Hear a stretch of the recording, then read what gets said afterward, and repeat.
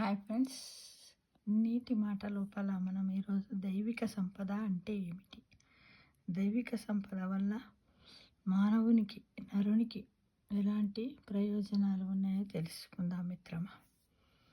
దైవిక సంపద నరుణ్ణి నారాయణిగా చేసేది దైవీ సంపద, నరుణ్ణి వానరుడిగా చేసేది అసురి సంపద.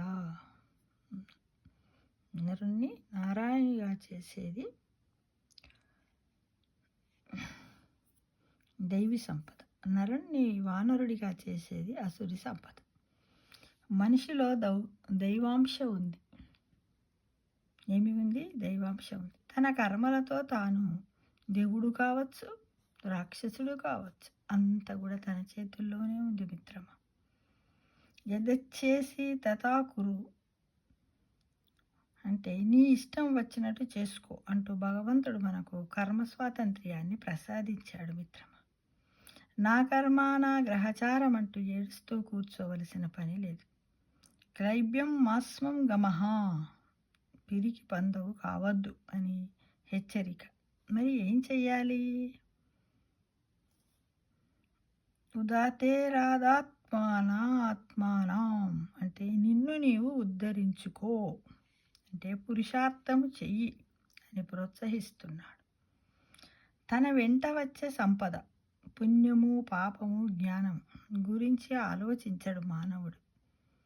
విడిచిపెట్టిపోయే సంపదలు ఏంది? అది డబ్బు, ఇల్లు, పొలము, స్థలము, నగలు కోసము జీవితము చివరి రక్తపు బొట్టు వరకు, చివరి శ్వాస వరకు తప్పించిపోతూనే ఉంటాడు. ఎప్పుడు తృప్తిగా ఉండడు, అసంతృప్తిగా ఉంటుంది. దాన్నే ఆలోచిస్తూ ఉంటాడు మిత్రమా.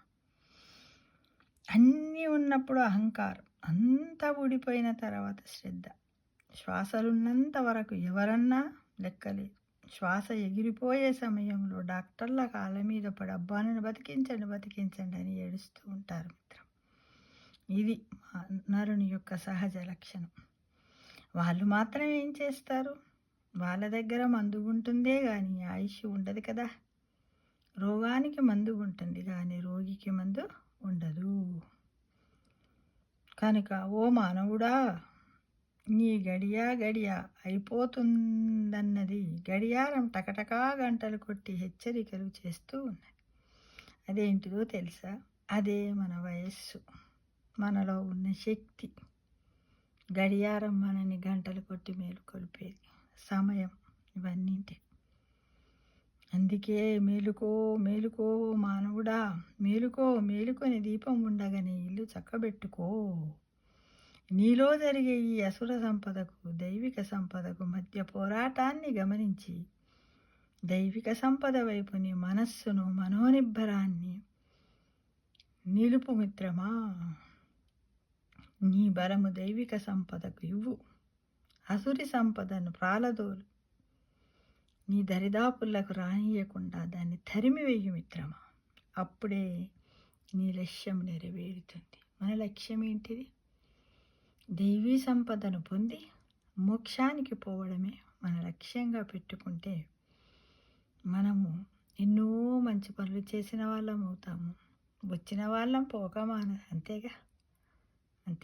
ఎప్పుడో ఒకసారి అది మనకు తెలియకుండానే వస్తుంది. ఇప్పుడు రావచ్చు, ఈ క్షణం రావచ్చు, ఇంకా 2 నిమిషానికి రావచ్చు. కాబట్టి మనం ఎప్పుడు కూడా రెడీగా ఉండాలి, స్వాగతిస్తూ ఉండాలి. అసుర సంపదను తరిమెయ్యాలి అంటే డబ్బు, దాహము, ఇతరుల మీద ఈర్ష, ద్వేష, రాగద్వేష అన్నింటిని పక్కకు పెట్టేసి ఎప్పటికీ మన అహంకారాన్ని వదిలేసి అందరితో మంచిగా ఉంటూ ఏ సంపద రాదు, ఏమి రాదంటూ పాప పుణ్య కర్మలపైననే, పుణ్య కార్యక్రమాలపైననే శ్రద్ధను వహిస్తూ భగవంతుని ఆధ్యాత్మికంగా నీకు తోచినంతలో ఆధ్యాత్మిక చింతన చేస్తూ, కీర్తనలు పాడుతూ, భజనలు చేస్తూ, సత్సంగాలలో పాల్గొంటూ నీ దైవిక సంపదను అభివృద్ధి చేసుకో మిత్రమా. అదే రేపు మనం అక్కడికి పోయిన తర్వాత మన బ్యాంక్ బ్యాలెన్స్ని గమనించు మిత్రమా.